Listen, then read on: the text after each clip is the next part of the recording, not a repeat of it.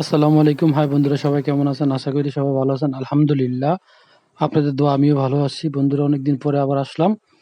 সেটা হচ্ছে আজকে আমরা নাস্তা করব কি দিয়ে আপনাদের সাথে শেয়ার করতেছি। আসলে অফিস থেকে আসলাম, আইসা চিন্তা করলাম যে একটু নাস্তা করি।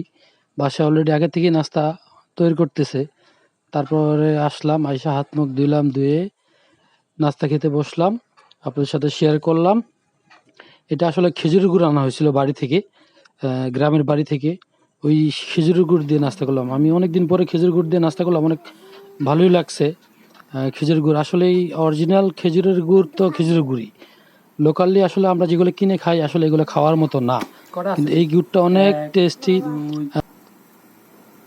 3, 4, 5, 6, 7, 8টা রুটি। 8টাতে খাবো আমি 4টা। 4টা খাবো। তোমরা খাবা? খাও।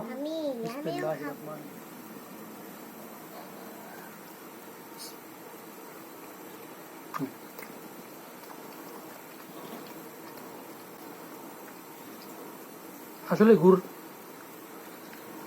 খেজুরের গুড় দিয়ে আসলেই মজা। আসো।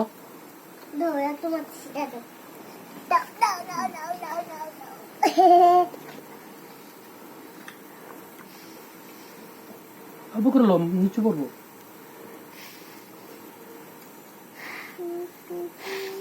উঠাও। না না,